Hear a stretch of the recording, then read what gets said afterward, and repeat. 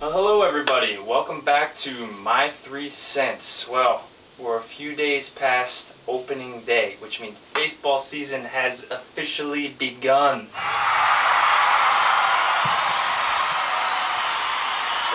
right. So, that means we got a lot of business to talk about, lots of things going on.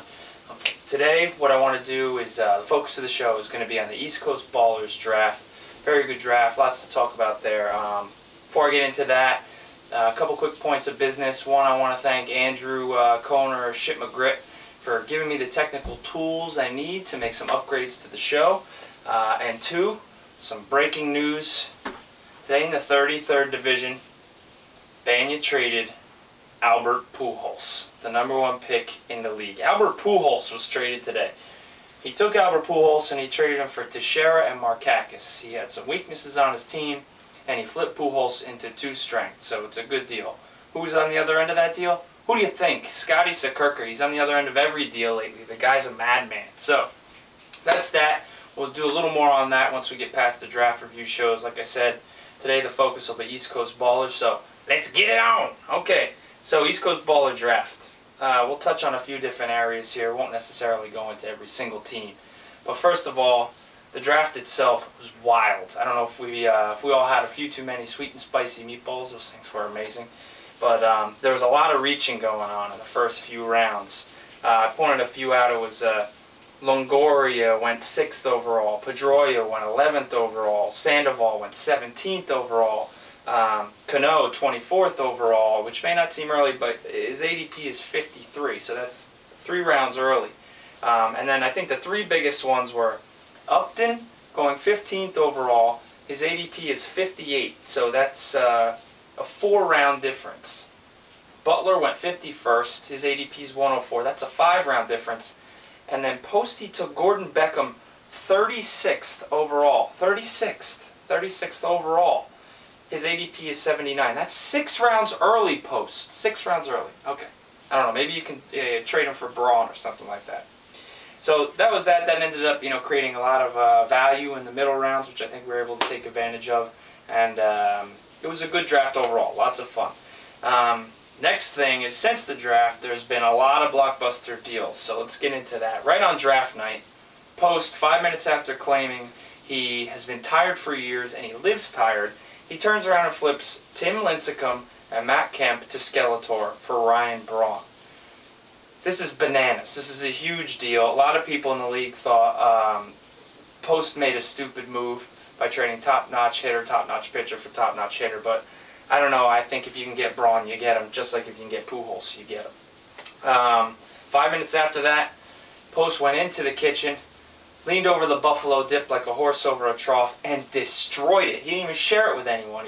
I guess he was celebrating his ownership of Braun, but just quite a string of events there. So, a couple days after the draft, next trade, Dr. Tonto flipped Bartlett and Voto to Matt for Kadire and Derek Jeter. Now, Brent seemed like he picked 12 first basemen in the draft, so it seems like a good deal for him. He didn't need them all, but I think Voto's the best player in the deal, so it's a good deal for Matt too.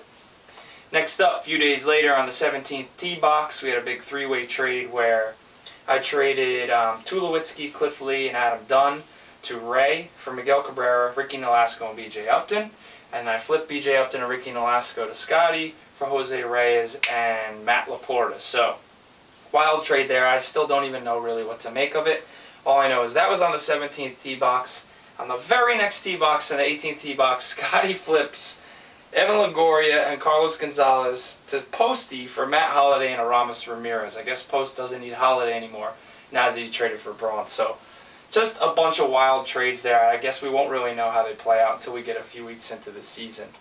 Alright, so let's take a look at the teams themselves, see how they did. What I did is I broke the teams up into 3 tiers, just like I do the players. And we got what we'll call the garbage tier, the middle tier, and the top-notch tier. So let's start with the garbage tier.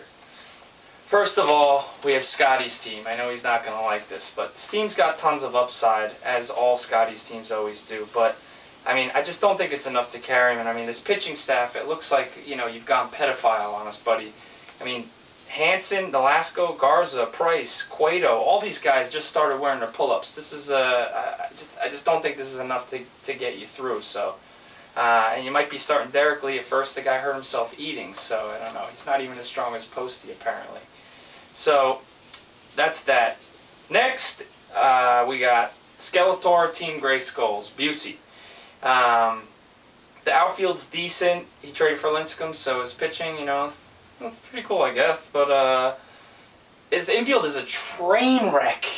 Train wreck, okay? After Mauer, he's got Morneau at first, Zobrist at second, Unell at short, and then Nifkin Figgins over there at third. I can't have it. I don't know what happened there. But no good. So that's two of the garbage tier teams. And then the other one, Captain Flapjack. Toot toot. I don't see it happening for you this year. You're somewhat weak at a couple infield positions. And then you went uptown to buy your starting pitchers, Sabathia, Santana, and Carpenter, and Broxton. But you bought a lot of the rest of your team at Goodwill. I don't see the depth. Sean Marshall, Derek Lowe, Gavin Floyd, Ryan Terrio, Scott Rowland. There's poop all over these pants, and I don't see it. So let's get into the middle rung teams. We got Chili Dogs, Ray. Okay, if you're ever at the buffet and you see Ray online, don't even get behind him because there's going to be no meat and potatoes left. This guy in classic Ray style took Howard, Adam Dunn, Mark Reynolds, Mike Napoli. Okay, we all love the meat, but these guys strike out a lot. I don't think it's enough to carry. You got to hit all four food groups. And then at the pitching, you got Felix and all that. I just don't think it's enough to carry you. So middle of the rung this year, fight for a playoff spot if you can. Next, we got Matt, Chin Music. Some good players in the lineup, not bad, but the pitching after Greinke and Beckett, I mean, you got a bunch of guys, but you have Kazmir, Harden, and Sheets on the same team? Holy shit, I hope you have good medical insurance. So we got those two. Then we got, next team, Posty. He's got three major studs on his team, Teixeira, Braun, and Longoria. Can't argue with that. He's got a solid pitching staff, but he's also got some holes. I mean, he's going to be starting either Carlos Gonzalez or Delman Young in the outfield. No, this is Delman Young. Delman Young. Okay, so I don't see it happening. Then me, I think I had a pretty good draft, but I'm starting Chipper Jones in the outfield. Chipper Jones. And I think after trading Cliff Lee, I think my starting pitching is a little weak after Halladay and Hamill. So I put myself in the middle of the pack as well. Last middle of the pack team is Stay Classy, Mr. Dispenser. Very good lineup, but I don't think the pitching is good enough. But overall, you know, pretty good draft there by Spencer. Some reaches. Pretty good draft. I was right next to him. I was impressed with some of the picks. Then you got your two top-notch teams. First of all, Gary, the commissioner. Very good lineup. He's going to be asking for a lot from his shortstops, but I think he can recover there. He's only got Scudero and Ibar. Then he's got four top-notch starting pitchers. I think this is a really good team. Good draft by Gary. Love the infield. And then Dr. Tonto, I think, is really the class of the league. This is just a solid, deep team. I think trading Votto really helped you fill in some holes there. Very, very good team. So that's that. I see Gary and Dr. Tonto as the top teams, those number 2 tier teams fighting it out for the rest of the spots. And that's it. Overall, great draft, good fun, wonderful league. I love it. So that's pretty much it for the East Coast Ballers. We're going to do another quick show next week on the SNS League. And then we'll start getting into the regular season and getting some guest hosts lined up. All kinds of fun. So thank you guys. Thanks for tuning in. Another good show. I got a lot swirling around in my big head, so keep tuning in for my 3 cents.